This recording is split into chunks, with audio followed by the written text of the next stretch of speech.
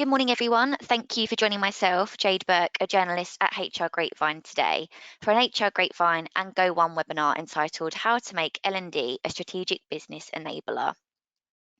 The global pandemic has sparked many challenges for HR teams, with the L&D function in particular facing pressure. And this has led to many new challenges L&D professionals are now coming up against themselves, which means that these members of staff may need to be upskilled to overcome them. Now, with this in mind, today's webinar will highlight the skills L&D professionals need to become strategic business enablers. And for today's webinar, I am joined by Ollie Browning, the Head of Sales at Go One. He boasts over 20 years of experience in the L&D industry, working with clients developing organisational performance through learning transformation. In addition, Laurie Niles Hoffman, the Senior Learning EdTech Transformation Strategist at Niles Nolan, will also be joining us. She has over 20 years of L&D experience across many industries, including international banking, management consulting, and marketing, and she also specialises in large-scale digital learning transformations. Lastly, Amanda Nolan, the learning strategist, speaker, and connector at Niles Nolan, will also be taking part in today's discussion. Amanda helps organisations boost performance and business results through the right mix of best-in-class technology, content strategy, new operating models, data, stakeholder management, and new L&D skill sets. And today in this webinar, the trio will discuss how to work with stakeholders and how to demonstrate evidence of need and applicable evaluation strategies, among other things. And throughout the duration of the webinar, we do encourage you to obviously take part in the Q&A towards the end, as well as take part in the polls that we'll be launching across the next hour. So without further ado, I'd just like to hand over to Ollie to kick off. Thanks, Jade, and welcome and thank you for coming along. Great to be here with Amanda and Laurie, and particularly with Laurie, who's got up at 6 a.m. for this live broadcast. 5 a.m. 5 a.m. Okay, well, thank you very much for joining us. Well, as we know, this topic has been widely discussed, certainly for as long as I've been in L&D, and continues to be a hotly debated topic at conferences, networking events, and sort of offline discussions. And I think, more than ever, it's becoming more critical. And sort of talking to Amanda and Laurie about the work that we do, and sort of some of the insights that they shared around this, it felt like a really critical discussion that we wanted to have. So just sort of a quick bit of context for sort of where Go One sort of sees this as a really valuable way of working. We recognise that there's an increasingly complex challenge to help address skills capability gap across organisations. A wide-ranging number of providers, a wide-ranging increased choice, more technology, more demand and more pressure on organisations to deliver at a faster pace. And I've got a graphic, perhaps if we can just move forward to that, Laurie. Yep, you have control, actually. Okay, so it's just this sort of represents that sort of specifically content sourcing represents some of those complex challenges. And what Go One has done, sort of our contribution to just a small part of this is try and reduce some of that complexity, particularly around some of the digital content. So certainly not professing that digital content is the only solution, but it's definitely an increasing part of L&D strategies. And if organisations are looking to reduce the complexity of that, then Go One's offering of aggregating a number of content providers into a single solution is a great way of maybe just reducing just one of those challenges that people are facing today. So in the work that we do, I suppose there's sort of opposites really. On a great day, we see and work with clients. We're very privileged to work with clients who really understand their business, are aligned to the business goals, and have the right mix of solutions to support employees. And engagement and the value of content is very high. On maybe a not so bad day, we find ourselves sort of fueling the conspiracy of convenience, which I know has been talked about a lot of times, of just sort of pushing out more content, hoping for a different outcome, or the sort of build it and they will come mentality.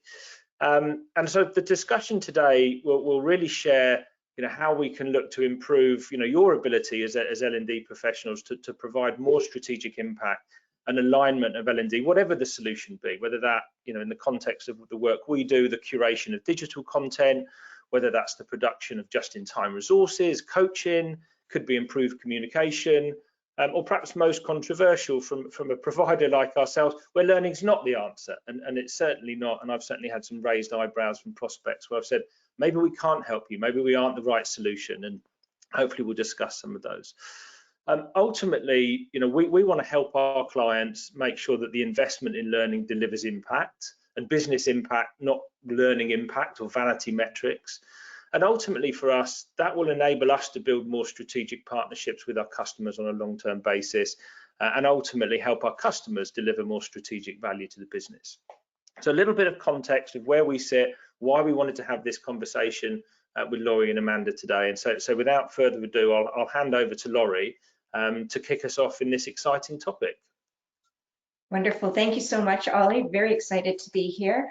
As we said, Laurie Nels-Hoffman. I'm sitting in very snowy and cold. I think we're sitting at -18 today in Toronto. And Amanda, well, she's in a much nicer climate. She is sitting in Madrid, although they did have a snowstorm, but I think she's in a much warmer state right now. So what we'd like to start with is what brings us here, and we're not going to say the C word because we all know that that's important right now, but there's actually some other industry realities that were happening far before we even got into the pandemic. And this is where we talk about skills deserts. Amanda, do you maybe want to talk a little bit about this? Sure. So the thing is, we're living in skills deserts, and this isn't anything new. It wasn't created by the C word. They were already there, although the fact is they probably have been spreading a lot faster since the pandemic hit. So companies now, even if they have the deep pockets to go out and hire new talent to cover these growing skills gaps, the problem is that they really are struggling to find qualified candidates for certain roles. So, for example, according to Forbes, there's an expected shortfall of 3.5 million jobs in cybersecurity alone. So we're just talking about one concrete skill. We know a bank, a global bank based in Canada, that actually went out and snatched up, they hired as many cybersecurity experts that they could, even though they don't have roles for them today, just anticipating this need that they're going to have. And the problem is, even if you do go out and hire new employees, really, do they know your business? Do they know how you work? Do they know your customers, right? Do they have your culture? All of those things are not there either. And finally, really, it's also financially the best thing to do. There was a recent study by McKinsey, in fact, that found that replacing an employee can cost over 100% of the salary for that role in a year. Whereas if you are successful about upskilling an existing employee, that can cost you less than 10%. So there are lots of reasons to close these skills deserts. Thank you very much, Amanda. But in order to do that, we've got to be savvier about how we're looking at this. And the unfortunate part is C-suite really isn't always clear on how they can use L&D. If we look at the history as to how L&D actually even came into organizations in any formal sense, it's usually because of regulatory or compliance reasons. And so and that's not strategic. I mean, those are things that you need to do, but I would even argue that a lot of the compliance training is more about protecting the company than it is about upskilling in any formal sense. So a lot of the C-suite doesn't understand that L&D can actually be that strategic partner. They can do things for the organization to help them become truly successful. But what happens is C-suite gets really focused on metrics like, how many hours were completed, what were the test scores, and that's not really doing anything for the business. They're not thinking broader. So what happens is a lot of times L&D is tasked with building against wish lists that don't have any strategic value. Every organization is going to have a leadership, track or a leadership curriculum, and those are good, but they're not looking strategically in terms of how many leaders do you actually need? Are you filling that funnel? Do you have too many? What type of leadership style are you looking for? What's the culture of your organization? They probably purchased something off the shelf or partnered with a university and said, this is what we're going to deliver to all of our teams. And it doesn't really become fit for purpose. So it's time, in our opinion, to change that conversation, to really be different about what we are actually delivering to our employees. And this is actually something, I was on a panel a couple of weeks ago. Ironically, it was about the state of learning in Denmark. I am not Danish, so I don't know what I was doing on that. But one of the panelists, what she said is we need to stop thinking of learners as learners. They are our peers. You know, they're our colleagues, and that's absolutely true. So how do we elevate that conversation to make things impactful for them? And it really, really starts with one simple question. And this is probably the hardest question that we see. But when stakeholders come to L&D, you know, they will typically say, I need this. And L&D, or a not savvy L&D department, will say, okay, let's deliver against that. And we need to change the conversation right from the beginning. And that's where we need to start with one simple question. And Amanda, do you want to do the big reveal? Sure, why not? This is my favorite question. What is the evidence of need? Why are you doing this anyway, right? Exactly. And it's funny because when you ask that question, and even though I'm independent now, but when I was, you know, previously in-house, every single time when I asked this question of stakeholders, what is the evidence of need, their eyes would just get really big and kind of panicked, because more often than not, there wasn't evidence of need. It was a gut feeling that they thought, well, I need more coaching. I need more of, you know, X, Y, and Z. And I said, well, okay, do you have evidence of that?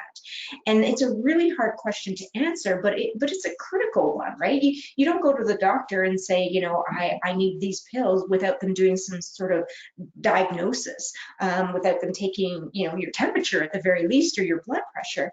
There has to be some evidence of need, of requirement that you are actually filling a gap. Otherwise, it becomes like, I like to say that, you know, L&D almost becomes like McDonald's. You know, I like to have, you know, a Big Mac and fries. We need to turn that around and say, actually, we're not going to give you that today because, you know, your cholesterol is really high. We have to change that conversation. And so this is the very, very first question. And then people say, well, how do I find that evidence of need? Well, there's actually a lot of places where you can get this that we aren't mining it right now. Look to your intranet. You should have a daily, talk to IT, you can get a daily feed of what people are searching for, because that will tell you exactly what they need. Look at your HR systems. You know, that's going to tell you what skills you have, and maybe you want to talk to talent and say, what are the roles that you're trying to fill? I actually don't have it listed on this slide, but a really good place to go is, you know, even go to LinkedIn and see how many roles for your company have been posted for 6 weeks or more that they can't fill. Performance goals, that's a really good place too, you can get a sanitized view of it, anonymized. What are the trending words? This will tell you what people are anticipating they need to learn for the next year. Amanda, I'm going to take a sip of water. Maybe I'll throw it over to you for the remaining half of this. Yeah, so I think, you know, what we see a lot of times too is the L&D person will say, well, I asked the business and the business came to me and they said, I need a coaching course. And I think there's an opportunity here to go to them and say, you know, this is a different way to go about finding, you know, do you have that evidence of need? I lost my place here. Which one were we on, Lori? The project management office. Okay, so you can, you know, go to your project management office. Things like employee engagement surveys as well are rich with information about, you know, where employees might have gaps in their capabilities. And then finally, look where people are working, right? On Slack, on Microsoft 365, Teams, SharePoint, where you might be able to find as well. There are gaps there because people are looking for support. And it's interesting to talk about, you know, in particular Teams and Microsoft, they're getting a little bit scary about how they use data and what they're tracking. I don't know if any of you are using a Microsoft suite, but, you know, they're now starting to send you emails where they'll tell you, you know, you've engaged with these many people in your email contact list. Maybe you need to widen that. And I'm kind of like, no, I contact the people I need. I'm good. But they are very rich in terms of the data that you can get there. and they can tell you a lot about organizations. There was one client that we were working with, and we discovered that over 80% of their employees were logging in outside of work hours for an hour or more. That says a lot about what's happening and how things are shifting within organizations. I'm going to mention it due to the C word, but you know, it's interesting to see how some of those things have changed. So, Laurie, just a quick question on that. For sort of, there's obviously, you know, potentially a huge set of data there, some of which is more accessible than others. But was there sort of particular area that you might recommend as a good starting point, or, you know, otherwise I suspect there's a danger of everything ends up in the too hard pile, and therefore perhaps that's why we are where we are in a lot of cases. But any advice of which one of those might offer the sort of best insights, most easily accessible? Good question. You know, with this, I always say it's going to depend on the organization. So right now is a really good time to talk to IT. I always say that IT is the best friend that L&D never had. Talk to them to find out what they already are tracking, because they usually, there are pockets. So, and they will tell you what is readily available, and that's where you want to go. If IT won't help you, then go over, ironically, go over to internal communications, because they have a really good idea of employee data. They've been tracking it for quite some time, and that's also too a really good place to start. But it is going to depend on your organization. It's also going to depend on who is willing to share. So the thing with data is you also too have to be very cognizant of the privacy laws of your jurisdiction, the country that you're in, and also too of your company and who can have access to it. So a rule of thumb that I always say about data is, even if IT or internal comms is forthcoming with it, make sure it's anonymized and it's sanitized, because you do have to respect that. Okay. And another point is, this may sound like a mountain that you have to climb, but the important thing is just to start with something, right? Something is better than nothing, and you can always build from there. And so it might be more difficult in some organizations to get access to some of these metrics. It's okay. You don't need to check everything off on the list either. Okay, that's very helpful. Yeah, I think that's a really good point about just starting with something, because, you know, we have to look at, you know, the opposite of that. Well, if you're not starting with any data, where are these assumptions coming from, right? You know, nobody would build against things unless they actually had, you know, a reason. So you need to have some sort of reason. Otherwise, it's just like shooting in the dark. Yeah, I'm just seeing a question here. It looks like, is the public chat open? Jade, can you help us with that maybe? I think it might be closed down. Has anyone been able to post anything in the public chat? We've got the question function open, Amanda, for people to send them through there, and I can see them here, but no queues have come through just yet. Okay, thanks for the clarification. No problem. Excellent. Amanda, do you maybe want to speak to this one here? Sure. As the slide says, challenging stakeholders, it's not about being right or even saving money, although you can do this as well, as I was saying earlier. What we really just have to make sure that we don't forget is, on the other end of the screen, there is an actual person, and whether or not they can be upskilled and stay relevant is the difference between them sometimes keeping their job or not, right? And so it's up to us to really get this right and be their advocate. And this is really important. I mean, when Amanda and I started Niles Nolan, this was actually the real reason why we do what we do, is because we were seeing a lot of consultants and whatnot coming forward and not, you know, doing things for the right reasons. They were doing things, you know, for you know, to make money. And we really wanted to be that advocate for that learner. And I think it was really interesting. And Ollie, I apologize, I'm going to call on you randomly, but what you said is that sometimes you have to say that maybe learning isn't the solution. Can you maybe elaborate a little bit on that? Yeah, I think from some of the conversations that we've had and some of what you're going to share, I think there's always a natural reaction to want to solve a need or a request for a need with a solution. And I think we talked about the last time we spoke, there might be other ways to do that. Is that you know, more support from your manager? Are there sort of peers that you could operate with that may be able to sort of share that learning? So we're sort of seeing some good examples of where it's not a paid for or unpaid for learning intervention. There might be another challenge. It might be that information's already been shared and it's just that individual is not understanding the context. I think there's a sort of, depending on the nature of what it is, you know, we often have conversations where people say, I need to invest in this area, and it's like, well, why is that? And sometimes it's more obvious than not, where, well, that's not necessarily going to solve the problem. And I think what I always come back to is sort of, well, how are you measuring the lack of success or lack of performance? And obviously in certain areas of the business, that's easier than others. Always sort of the sales analogy is always straightforward. I might not be hitting my numbers or particular metrics, but perhaps in other areas of the business, it's much harder to determine what are the measures of failure, if that's not too strong, or challenge. So I think sort of both of those data points together can sort of help to try and diagnose, is an intervention of a course or a program going to actually change that, or is it just going to sort of kick it down the road for X period of time until the next want or need appears?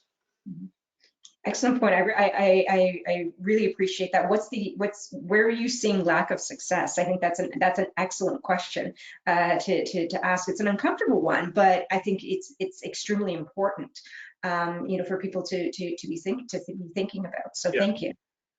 And it's a difficult one to sort of, there's sort of layers to it. If you sort of got an L&D business partner, L&D function working with a sort of business head or sort of role, there can be these sort of layers of, I suppose, sort of, you know, misunderstanding. If an individual saying to their manager, I have a particular challenge here, I'd like some training, and the manager sort of quickly responds to sort of a learning need, or let's see what we've got on the library. You know, before you know it, you're sort of 3 or 4 layers deep, and then the provider mix comes out, oh, we've got one of those, this is going to be perfect. And before you know it, you've gone from something that was nothing to do with learning with a sort of, you know, wide spread of solutions. So I do think there's a few lenses or filters that you have to go through to really determine what is that. And that's, from a provider's point of view, that's often difficult because often you're not speaking to the end user, and it's obviously not practical to do that in all cases.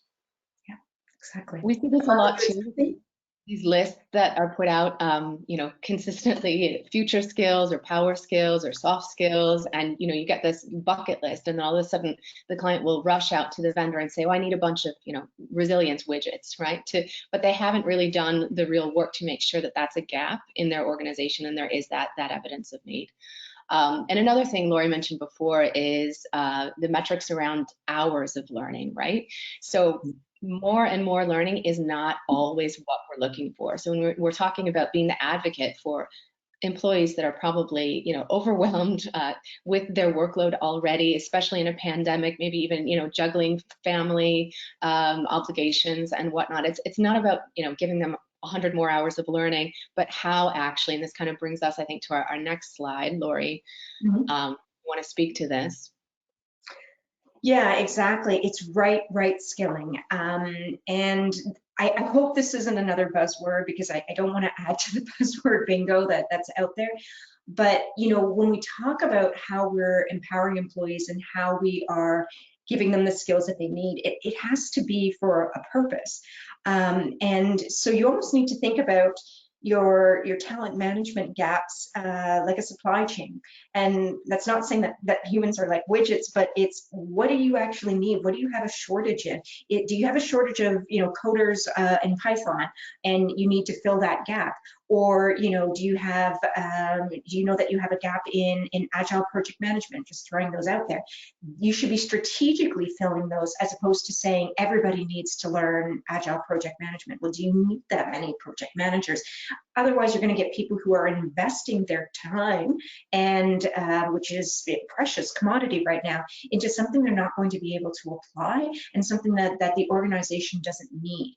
So you need to start being really strategic. And hours of learning, I actually think that the companies who have decreasing hours of learning with better results are the ones who are doing it right. You know, they're the ones who are, we don't want Netflix of learning and somebody just sitting and mindlessly consuming. I know at the start of I'm not going to say the C word, but at the start of this, you know, we saw content providers, not the one, who were boasting of, you know, the number of hours that people were completing and saying, you know, they've tripled or they've quadrupled. is that a good thing? You know, yes, everybody thinks that learning is a good thing, but not if there's not a purpose behind it, and if there's not application, and if there's not a reason for it. Otherwise, it's a source of frustration, and it's a wasted opportunity. So we've got to be right skilling and looking at what the organizations actually need, what the market actually needs too, and where we're seeing those gaps. Amanda mentioned, you know, the thing about cybersecurity. You know, do you have cybersecurity modules? That is, we know, a gap in organizations. So how do we get that actually right? So we're going to start with our first poll. If we can open it up, we're going to talk a little bit about performance consulting, which is one of the reasons why we're here. Yes, so here is the first poll for you. So we're going to give you a couple of seconds just to share your answers with us here. So when it comes to performance consulting, we've got the options below. Either we always use performance consulting, we try and use performance consulting, our leadership does not endorse performance consulting, or what is performance consulting? So again, we'll just give you a couple more seconds just to place your answers there. While you're thinking about this, I'm seeing a question here come in that, well, just a comment. L&D is a bit like Clue. Don't just assume it was Colonel Mustard in the library with the spanner. I love that. I'm going to steal that from you. Absolutely love that. I love that game too. Okay, guys, we've just got the results in. So from the audience, 45% said we try and use performance consulting. 44% said what is performance consulting. 6% said we always use performance consulting. And the remaining 5 said our leadership does not endorse performance consulting. Thank you very much for sharing those. And performance consulting, for those who aren't familiar with it, it's really about identifying the need. So I'll give this example. So I remember this was years ago in my career. Stakeholder came to me and said, we need coaching. Coaching is a problem. And of course I said, well, what is the evidence of need? And they actually had evidence of need. They said, well, when we looked at our employee engagement surveys, people were saying they were not coached enough. Now, that would have been enough, but I actually ended up digging a little bit further. And what I found out is that in that past fiscal year, they had actually duplicated or doubled the number of the ratio between employees and people managers from 5 to 10. And I was like, well, that's not a learning need, right? Like you've made a change in the organization that people simply, the managers do not have enough time to provide the coaching, because to see 10 people in a week, that's more than once a day you're having a coaching conversation. That's a big ratio. So it didn't end up being a learning need. I mean, when we talked to the managers, they demonstrated that they had the coaching capabilities. There simply wasn't enough time. So performance consulting is really looking at what the cause is, the root cause, and if learning actually is going to meet that need. Okay, so it's almost like that diagnosis. Somebody's presenting a symptom, and you're going to try and find out what that actual root cause is, and whether or not you can give them whether or not surgery is going to work for them. I'm using a lot of medical analogies, Amanda. You should be calling me on that, because it's not a good. It doesn't age well. Well, some questions are coming in here. I'm just going to read one of them. Why is it that even now, this is from Robin Fenner, why are we still seeing the L&D industry trends report highlighting average hours of learning per employee? In your view, what are the future KPIs L&D should be measuring? Any thoughts on that? I mean, I think they just don't know any better. It's probably the easiest answer, but. Well, I would even say it goes so far as to say it's an easy one, right? It's like, oh, well, I can demonstrate hours of learning. It's easy to track. And let's face it, our ed tech is not tracking the things that they should be tracking. I mean, that's just one metric, and it looks good. It's a vanity metric. The metrics that I think we're going to need to be looking at, or we should be looking at, is really impact on performance, and that's going to happen as we start to triangulate data. You know, how do we see impact directly onto KPIs for organizations as a result of a learning intervention? So it's going to become a lot more complex. But in fact, the things that we should be tracking about learning are probably not even things that we can find on our LMS. It's going to be things within the organization, maybe on our, you know, CRMs, on our HR systems, audit scores, things like that. That's what we will be tracking against. I know, Amanda, your thoughts on that, or Ollie? You go, Amanda. I was just actually reading more questions that are coming in. I mean, I echo what Lori said, really. I think it's just the easy way out to say, well, it's something you can measure. And in the future, I think as well, when the tools that we use are giving us more granular data and we have access to them, as well as business data, not just learning data, that's an important point, then the whole conversation is going to change. So another question from Sarah Ratcliffe is, how do we shift stakeholders to understand the importance of the real root cause when sometimes they just want a quick solution? So that, I think that's a really good question. In our experience, it's when you do have these hard conversations, and we'll cover what kind of questions that we ask to trigger those conversations in a little while here, and you make the stakeholder actually understand that it's the best thing for the business, and you give them data to back yourself up, then that's really when that shift happens. If they really understand that, you know, it's going to make money for the company, it's going to save money for the company, it's going to reduce risk, it's going to close the skills gap versus what they had asked for initially, you know, why would they say no? Thank you, Amanda. Any other questions that came in? Because I actually can't see the questions.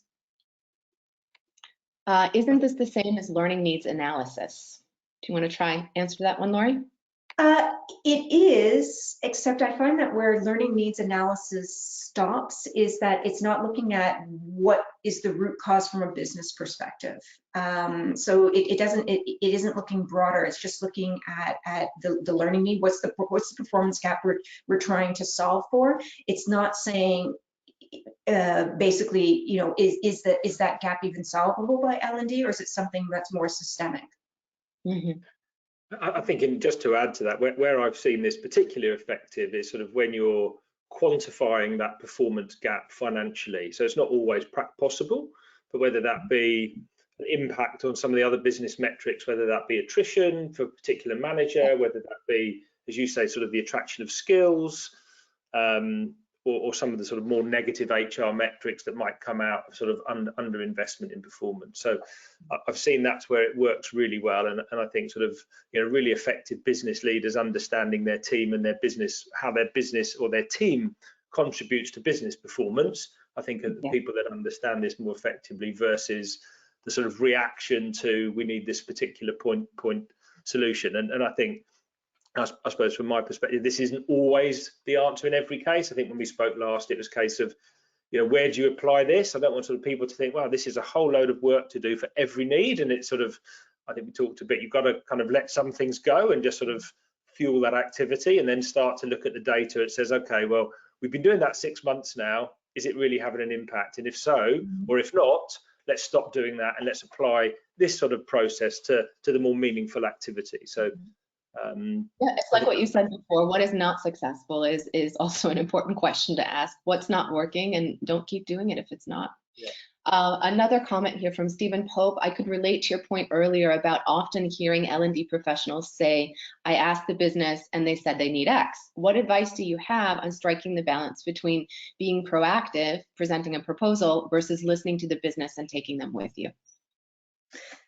I think you really want to be more on the taking the business with you, just because it's easier, and it makes them feel good, and be proactive in the shadows, if that makes sense. And we'll talk about some ways to be proactive when we go through the learning triage. But the business, this is a shift for them. They're not going to be used to this. And the funny thing about L&D is it's a funny industry in the sense that everybody has gone to school to some degree. Everybody has experienced, and not just like 1 year, I mean, several years. And so there's a myth that people just think they know learning and they think they know how it works. And we know that that's not true, but it's something that we need to contend with. You wouldn't say to an engineer or a pharmacist, I know what you do because I took a course in it. No, but in L&D, people have that sense that they just know it. So it's a bit of a different relationship. There's still some more questions here, but maybe we should move forward with the slides. Sure. and get make sure we get to them. So back to performance consulting, as I said, it's about identifying that root cause. And the problem with performance consulting, even though you should be doing it, and I applaud the companies that are, it takes time. And stakeholders don't like it because you're now starting to poke holes, and they're going to feel uncomfortable with that, right? I need leadership training. Well, why do you need that? What types of leadership? What's your pipeline? And so that's it's an uncomfortable thing because now L&D is starting to question. And also, too, if L&D can't say no, it's actually a meaningless exercise. Why are you doing it? Well, if you're not in a capacity to say we're not going to build some learning, then why do it? And it's also a difficult skill to learn, which is why we really developed this triage process to hopefully take about 85% of that heavy burden of performance consulting and make it, I don't want to say automated, but make it a little bit more programmatic. So we've come to our second poll. If we could maybe open this up. I'm hoping you can read through this slide and see, does this resonate with you? Is this something that happens? Okay, hopefully everyone. To read that before we put the poll up. I think people have been able to see it because they're placing their options in now. Good. So I'll just give you some more seconds on that one.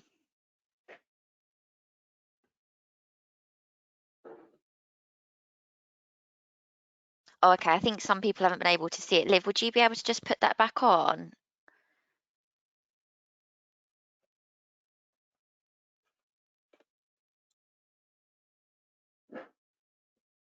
So I can see that 35% have voted. Are people having trouble voting in the poll, did you say? Yeah, I think a couple of people have said that they couldn't see the slide just now. Was there a case study on that, Laurie?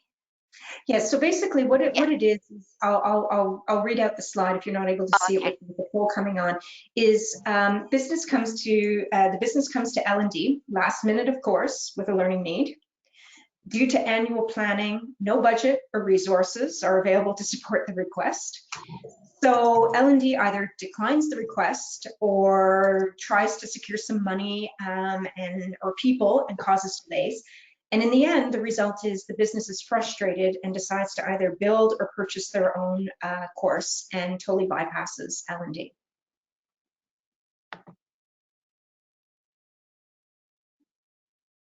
Thank you for that, Laurie. And so the question is whether this sounds familiar to you or not.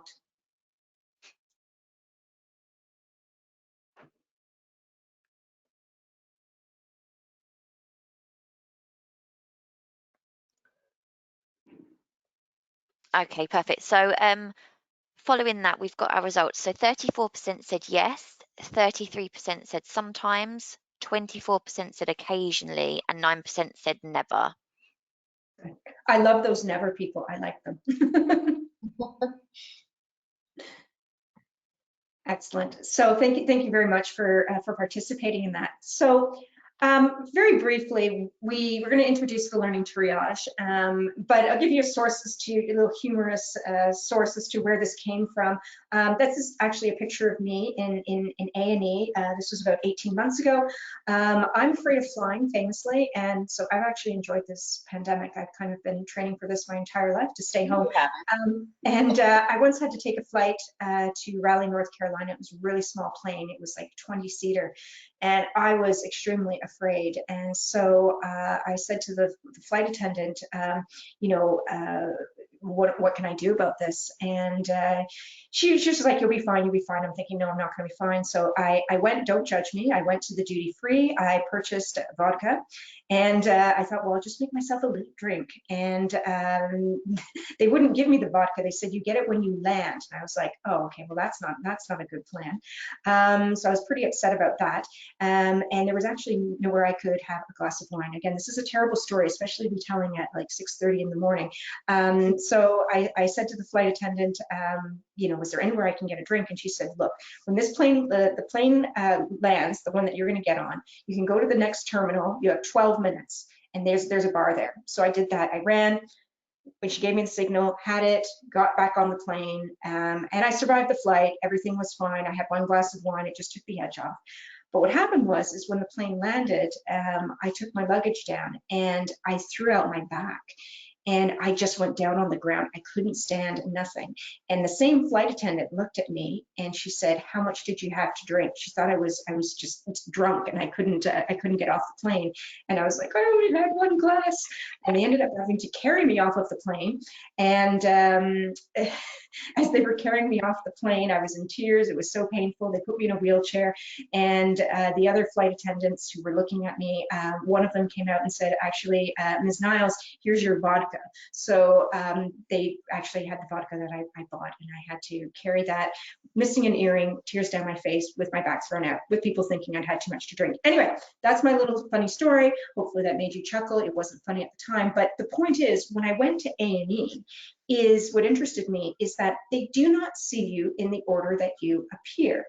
They triage you. They're looking at who has the most severe symptoms. And I think that there's lessons that we can take from that are really important, because they're looking at how many resources do they have on the other side of the door? How many doctors and specialists and rooms do they have available? What are they able to do the best with the people that are coming in, and who is critical? So this is where the learning triage really came from. So I guess the message in this is that, you know, painkillers really do work miracles, because this is what I was thinking about when I was in A&E. So let's look at the learning triage. So Amanda, I'll throw it over to you for the first couple. Sure. So as we were saying before, you know, this isn't super sophisticated. It's just a matrix of questions that you can ask to start to change that conversation and really make sure, number one, is there evidence of a learning need? The key question, right? So if you do find that there actually is, then that's when the performance consulting process continues and you look for further information. If there is no evidence of need, you just deny the request. You're not, why would you do anything? Why would learning spend their precious time, energy, resources on something that really doesn't have a requirement behind it? So this would be an example of one question. And then the next question. You want to continue? Does this request support business goals? This is probably my personal favorite. So I said before, you know, what is it going to do for the business? Because your company, it probably, unless it's a not-for-profit, it's not a charity. And so is it making money at the end of the day? Is it saving money for the company, or is it reducing risk? Those are really the three questions. So when we talk about, does it support business goals? Again, if it does, then the process continues, further information required, and then you decide what you're going to do. If not, no can do. It must be tied to a business outcome, all right? And a lot of times people say, well, where do I find my business goals? Well, you should know these. This is a, you know, sort of a table stakes thing. You should always know these as L&D, what your business goals are. If you're a publicly traded company, you'll probably see that there's a, you know, shareholders report that is produced. That's one place to go. But there should be some area where you know what the business is doing. So, and you should be reviewing these. You know, they're usually published on a quarterly basis, or there may be someplace else in your organization where you can find these. Another place, you know, we mentioned before, the project management office, the PMO. they'll be able to tell you very quickly what projects are actually, you know, still in play and which ones have been cut. And that's really critical now. I'm not going to mention the C word, but it's really critical in this period because we are seeing that there's radical shifts into where companies are investing, and they've probably pivoted quite rapidly into where they want to be and where they want to invest. As mentioned before, talent management is a really big one, and this should be, you know, this is to find out what roles that they're not able to fill. So all of this should really answer Amanda's favorite question, which is, what for? It's actually funny because both Lori and I are bankers' daughters. So I don't know, maybe that is why we're so obsessed with that question. But really, at the end of the day, if you can't answer the why, the what for question, then you got a problem. Just to add as well to this list, most organizations, or at least the larger enterprise ones, are doing some kind of strategic workforce planning exercise. And that's another really, really good source of, you know, and it's very much connected to the skills gaps that the company thinks that they're going to have. So that's another one to look at. yes, the what for question. What for? So this is an interesting one. I usually find in organizations the relationship between marketing and comms is quite contentious, and I'll actually share a little funny video about that. But you need to think about, is what they are asking for simply communications or marketing? And this is a relationship that you should have, because if it's something that's really just a communication, send it to them. They'll be happy to do it. This, you know, I'm just going to share this little video. Like, this is typically what I see the relationship between internal communications and marketing is with L&D. They're just sort of getting mad at each other. Internal comms is like, no, we communicate with employees, and L&D is like, no, we have to give the employees this. If something is just basic, like a policy update, or you know, a simple, you know, change to a software or something, is it really L&D? It's probably just communications. And you need to think about, you don't want duplication. You don't want them hearing it from both. That's just frustrating the learner at the end of the day. So talk to them. Have a really good relationship with them, because, you know, I remember at one point I was working at a company, and they had a new product launch, and we found out, yeah, they went to learning, they went to comms, and they went to marketing. The person at the other end does not need that in triplicate. So determine what is that voice going out to the learner, and if it's just something simply basic, then, you know, just make sure it's being communicated through the right channel. Amanda. Yeah, so more questions here. Does this request impact any of the following: risk, safety, compliance, or revenue? So it's really a kind of another variation on what we were talking about before, but is it directly connected to one of those things? Because those are probably going to be priorities for the business. And so if so, you move on and decide what you're going to do about it. If not, you need to do some more digging if you can't answer that question. Yeah, Can I just interject here in terms of, I mean, there's some great questions in there, and sort of naturally this would sort of lean towards specific learning needs, but I mean, is this something that could also be applied when looking at the variety of learning technologies or sort of other components of a sort of learning strategy, or is it sort of very much focused more on a specific need for a piece of training versus technology investment? I think the technology is really the vehicle of how, that's the delivery, right? So that's a different story. Okay. But I would say though to Ollie's point, I do think that there's something in there about, you know, people will talk about, well, I need to fix learning, therefore, you know, I'm going to invest in a new technology, and it's like, okay, that's not enough. There has to be a business reason that you're doing it for. You know, everybody hates their LMS, fine. You know. How do you, that's not a reason enough. I mean, it's part of it, but you need to be looking at it through a business lens, and why are you doing that transformation? Yeah, makes sense. The next question here is, and one I think that is a little bit more pertinent to the times that we're in right now, is we saw at the beginning of all of this malarkey, is everybody wanted to convert everything that was classroom into digital. And our advice on that was, okay, hold on. What was the utilization and impact of the original? So if you had something in classroom, was it working well? Was it addressing a business problem? You know, be really specific about that before you just say, I'm going to convert it into digital. If it wasn't good to begin with and it wasn't making a difference at the start of this, don't convert it. You know, you need to have a rethink on that one, and be, you know, really clear about what you're trying to accomplish. It may be an opportunity to say, actually, we're not going to convert that. Amanda, I know this is one you're really passionate about. Yeah, this one's a difficult one, right? But the question is, can the culture support the performance goals? So, you know, in that case, you really just have to be very honest with yourself. Is this going to work if we put some learning on it?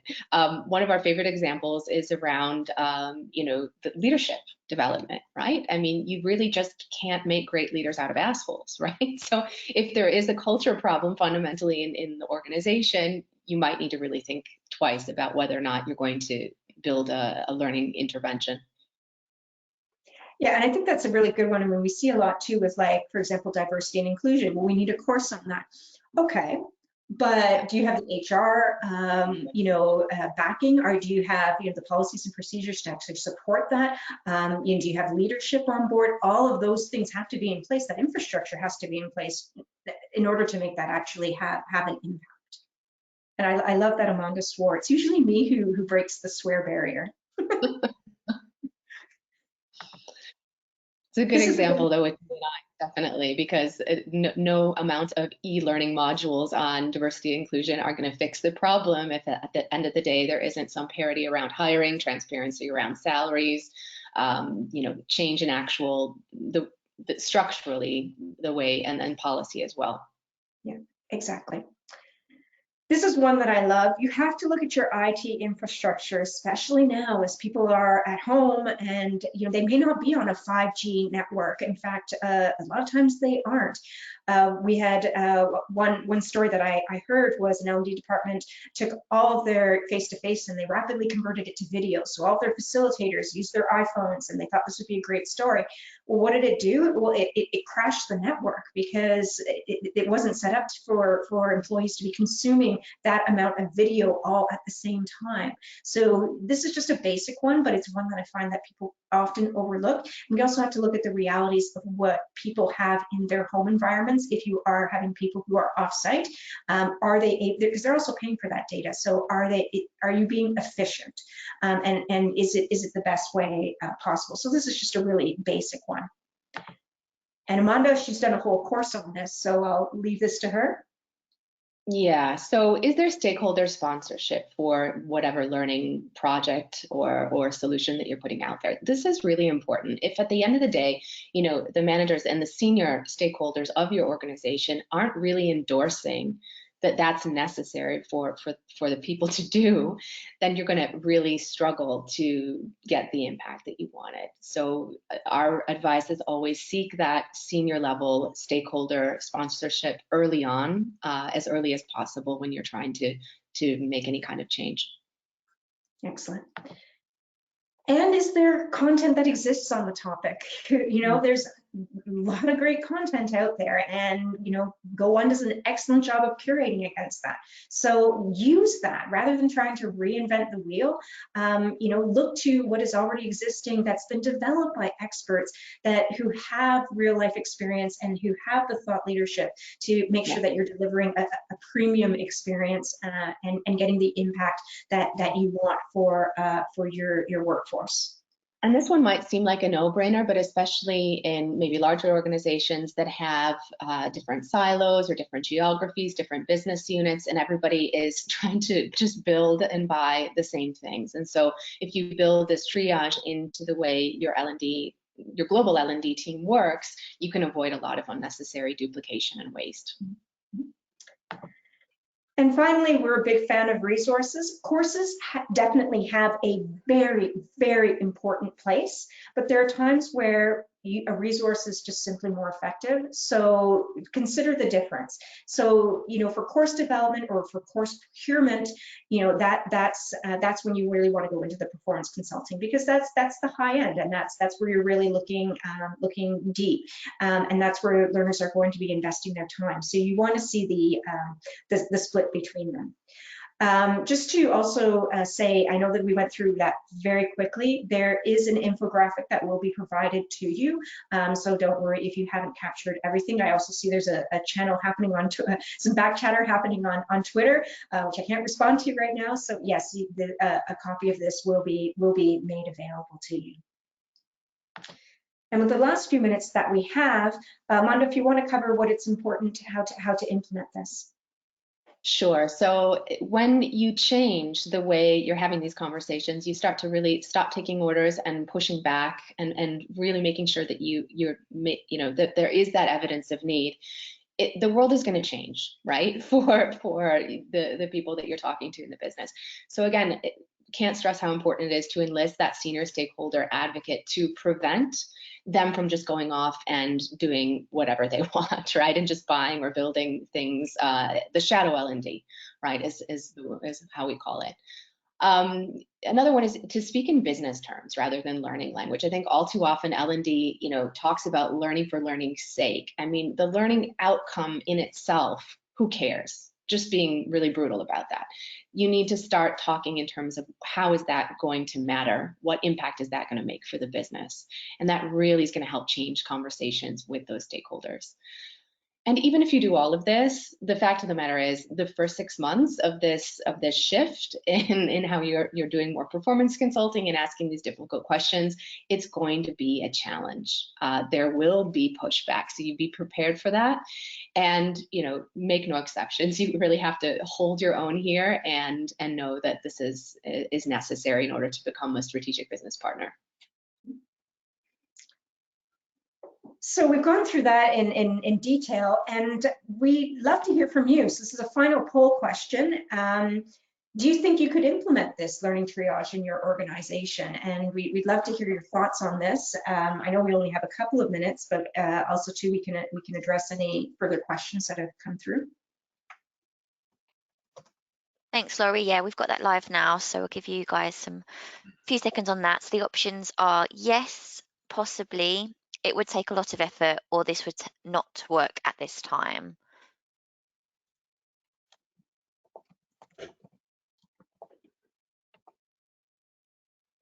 I've got one question coming in. How do people multitask? I don't know if they're referring to us manning the questions as we're presenting, or what that one's all about. What if your culture sees L&D as transactional? How can you influence that without losing your job or becoming even less relevant? Playing the devil's advocate here. Data, that's your big one. Data is most of these questions that are coming in. Data, and more data to back it up. So it's not just an opinion anymore. It's actually, you know, has that data behind it. And I would say, you know, when we talk about losing your jobs, we do see cuts to L&D. It happens in every recession, but the ones who weather it through are the ones who can prove their value, because we can prove our value. We just have to be savvier about how we're doing it. Okay, brilliant. So the results for that we've got here, 50% said yes, 35% said possibly, 12% said it would take a lot of effort, and 3% said this would not work at this time. Okay.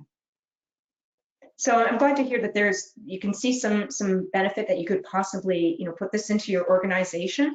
You know, it's not the cure-all, but it is, we hope, to give you a little bit of a direction to just start changing that conversation, have different, better, and more data-driven conversations. Hopefully it's a place to start. Mm-hmm. That's been great. I really enjoyed that, and I'm conscious there might be some more questions coming through, but perhaps what we can do is take those and we'll sort of compose some responses and sort of share that back with you all. Just conscious we are sort of running out of time. So Laurie and Amanda, thank you very much for joining us, and thanks everybody for listening in. Hope that's been interesting.